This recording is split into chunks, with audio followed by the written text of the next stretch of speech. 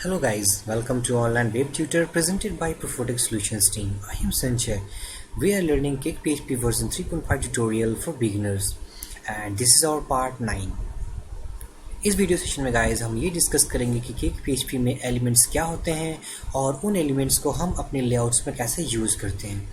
In our last video session हमने जो discuss किया था वो था लेआउट्स, ठीक है। लेआउट सेक्शन हमने डिफ़ॉल्ट लेआउट देखा था जो Cake PHP प्रोवाइड करती है, जो कि हम यूज़ करते हैं, एज वेल एज हमने अपना कस्टम लेआउट भी बनाया था और ये भी देखा था कि हम उन लेआउट्स को कंट्रोलर में कैसे लोड करें और अपने कंटेंट्स को कैसे रेंडर करें, ठीक है। So this all we have seen so far. So if you are a beginner guys from this video session, then I strongly recommend you to go to YouTube, type online web tutor where you could find the playlist of Cake PHP version 3.5 tutorial.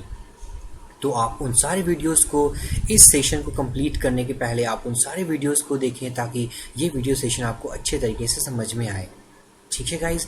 तो हम इस video session में elements start करते हैं, okay. तो this is our editor where हमने जो last video session में ये हमने कुछ हेडर सेक्शंस, फुटर सेक्शन और कंटेंट सेक्शन बनाया था, ठीक है। और ये रही हमारी कस्टम लेआउट OWT लेआउट जो कि हमने अपने लास्ट वीडियो सेशन में बनाई थी। साथ ही साथ इस लेआउट को बनाने के बाद हमने इसे अपने कंट्रोलर में भी लोड कराया था अपने एक कंस्ट्रक्टर के थ्रू, ठीक है, by using view builder method, ठीक है। तो इन तरीक़ों से हम अपने कस्टम लेआउट को लोड कराए थे और इस index.ctp के सारे कंटेंट्स को हम अपने इस लेआउट में रेंडर भी करवाया था, ठीक है। और ये रही हमारी वो आउटपुट जो कि हमने लास्ट वीडियो सेशन में देखी थी। इस वीडियो सेशन में गाइस हम एलिमेंट्स को यूज़ करने वाले हैं, ठीक है। तो यूज़ करने के पहले मैं आपसे डिस्कस करना चाहूँगा कि एलिमेंट्स होते क्या हैं, ठीक है। जस्ट टेक एन एग्जांपल, एक एग्जांपल के जरिए हम समझते हैं। सपोज़ आप एक ई-कॉमर्स वेबसाइट बना रहे हो, ठीक है। ई-कॉमर्स वेबसाइट में सपोज़ एक रिसेंट प्रोडक्ट्स के नाम से एक सेक्शन है जिसमें कि आप कुछ रिसेंट प्रोडक्ट्स को शो कर रहे हो। Just take an example of slider, वो एक स्लाइडर है, ठीक है। आपको उस स्लाइडर को अपने 2-4 पेजेस में शो करने हैं आपके उस वेबसाइट में, तो आप कैसे शो करोगे? आप कोड को बार बार या तो कोड को बार बार लिख सकते हो, नहीं तो आप एक फिक्स लेआउट बना दो ताकि आप उसके कोड को रीयूज़ कर सको आप अपने बाकी के 4 पेजेस पे, ठीक है। तो हम Cake PHP में कैसे करेंगे उस चीज़ को? तो उस चीज़ को करने के लिए गाइस एलिमेंट्स को इंट्रोड्यूस कराया गया जिससे कि आप अपने मीन्स रीयूजेबल कोड्स को आप एक जगह कर सकते हो, ठीक है। And by using elements you can reuse your codes, आप उन कोड्स को रीयूज़ कर सकते हो। तो इसी तरीके से गाइस हम जानते हैं कि जैसे कि हमारी छोटी सी एप्लीकेशन अभी हमने एक छोटा सा लेआउट बनाया है, ठीक है। इन फ्यूचर हम एक HTML टेम्पलेट डाउनलोड करके उसे थीम कन्वर्ट करेंगे, उस HTML थीम को अपने Cake PHP वर्जन 3.5 के अकॉर्डिंग, स्टैंडर्ड के अकॉर्डिंग उसे हम कन्वर्ट करेंगे। उसके CSS, उसके इमेजेस, उसकी जावास्क्रिप्ट फाइल्स, फॉन्ट फैमिली सब कुछ सेट करेंगे, ठीक है। तो उनको सेट करने के पहले हमें अपने एलिमेंट सेक्शन को समझना ज़रूरी होगा ताकि हम अपने कोड को रीयूज़ कर पाएँ। तो आपको मैं बता दूं गाइस, जो हमारे वेबसाइट होती हैं उन वेबसाइट्स में हेडर और फुटर ऑलमोस्ट सब पेजेस के लिए सेम होते हैं, ठीक है।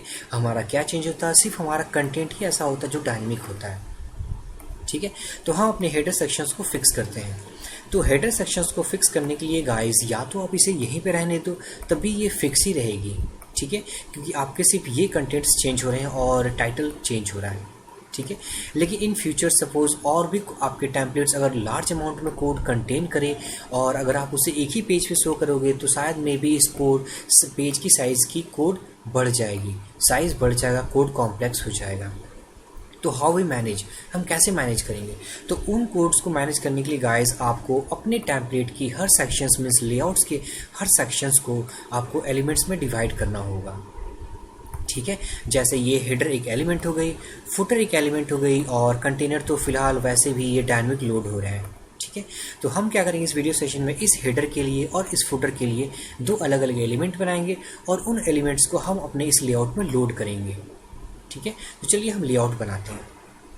तो लेआउट बनाने के लिए गाइस हम एलिमेंट बनाते हैं। तो एलिमेंट बनाने के लिए आपको src फोल्डर के अंदर, लेआउट्स के अंदर, टेम्पलेट के अंदर, और ये एलिमेंट एक फोल्डर रहा यहाँ पर, ठीक है, मीन्स src टेम्पलेट और इस एलिमेंट के अंदर, इस एलिमेंट को अगर आप ओपन करोगे तब ये एक फ्लैश नाम का फोल्डर है, ठीक है। तो हम यहाँ पर एक हेडर एलिमेंट बनाते हैं हेडर। ठीक है, उस तरीके से हम एक फुटर भी बना लेते हैं। तो ये बनी हमारी 2 एलिमेंट। ठीक है, अब हम चाहते हैं कि हमारी जो लेआउट है OWT लेआउट, उसके सेक्शंस को हम सेपरेट करें। मीन्स हेडर वाली कोड अब जो होगी वो हेडर एलिमेंट में जाएगी और फुटर सेक्शंस वाले फुटर एलिमेंट में। ठीक है, तो इसे जस्ट हम ऐसे हटा देते हैं। तो कट कर ले इसे हम और इसे हेडर एलिमेंट में हम पेस्ट कर दें। ठीक है, हमने इसे अलग कर लिया। साथ ही साथ हम अपने फुटर सेक्शंस को भी अलग करना चाहते हैं, तो कट कर लेते हैं और यहाँ पेस्ट कर देते हैं। ठीक है, तो इस तरीके से हमने अपने कोड को अब थोड़ा सा रिड्यूस कर दिया, इसके साइज़ को, और उसके हेडर सेक्शंस को और फुटर सेक्शंस को हमने 2 अलग अलग एलिमेंट में डिवाइड कर दिए। अब हमें इसे अटैच करना अपने लेआउट के साथ। ठीक है, तो चलिए अटैच करते हैं इसे हम।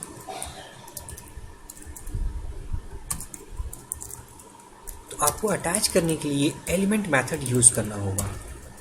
ठीक है, just you need to use element method, और इस मेथड के अंदर आपको उस लेआउट मीन्स एलिमेंट का नाम पास करना पड़ेगा जो आप अटैच करना चाहते हो।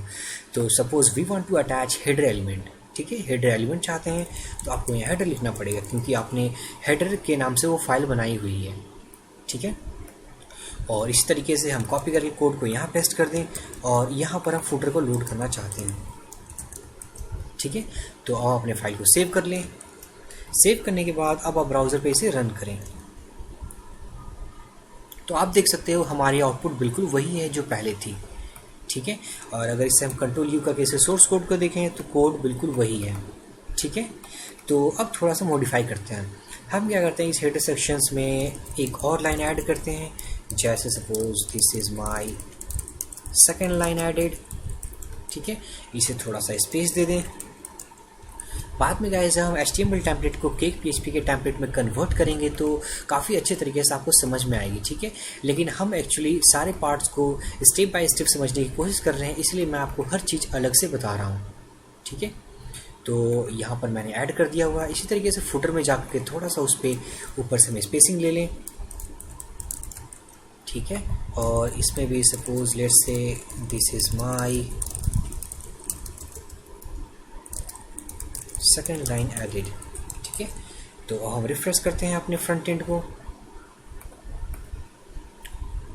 तो ये रही हमारी गाइस हेडर सेक्शन, ये रही फुटर सेक्शन, और ये रही कंटेंट जो कि हम अपने लेआउट से लोड करा रहे हैं।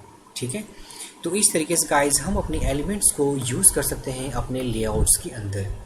ठीक है, और गाइस मैं एक चीज़ और डिस्कस करना चाहता हूँ आपके साथ, क्योंकि मैंने ये चीज़ देखी है काफ़ी डेवलपर्सों के दिमाग में ये एक्चुअली क्वेश्चन रहता है कि इन सिंबल्स को हम कहाँ यूज़ करें और बाकी PHP के सिंबल्स को कहाँ यूज़ करें। मीन्स जैसे आपने भी देखा होगा कि कहीं हम ऐसे यूज़ करते हैं PHP को और कहीं हम ऐसे यूज़ करते हैं PHP को। ठीक है, so what is the difference between these two. मैं बता दूँ गाइस, कोई डिफरेंस नहीं है। अगर आप ये PHP को टैग यूज़ कर रहे हो तो आपको इको करना पड़ेगा उन चीज़ों को जो आपको प्रिंट करना हो। ठीक है, लेकिन in this symbol you don't need to use echo. आपको इको यूज़ नहीं करना, आपको सीधा लिखना है।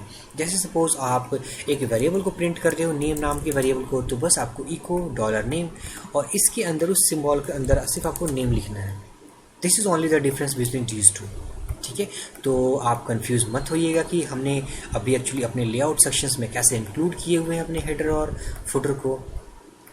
So this is how we use element method of in layout sections. ठीक है, अगर इस एलिमेंट के डेफिनेशन को आपको पढ़ना हो कि एलिमेंट मेथड कहाँ डिफाइन है, तो just you need to go under vendor folder, और वेंडर में जाने के बाद आपको केक PHP के अंदर SRC के अंदर व्यू, और view.php के अंदर आपको वो मेथड मिल जाएगी। ठीक है, तो जस्ट फाइंड एलिमेंट, तो ये वो मेथड रही गाइस जो कि हमने यूज़ किया हुआ है। ठीक है, आप इसके कोड्स को देख सकते हैं। तो इस वीडियो सेशन में गाइस हमने ये डिस्कस किया कि हम अपने लेआउट्स को मीन्स कैसे डिवाइड करें, कैसे एलिमेंट्स को क्रिएट करें, और उन एलिमेंट्स को कैसे अटैच करें अपने लेआउट के साथ।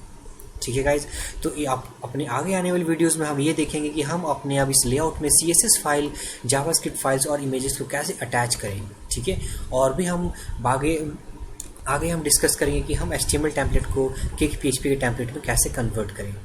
Okay, so I think guys you like this video session, then please don't forget to subscribe our YouTube channel. So, and also guys, if you have any query about this video session, then please drop your comment.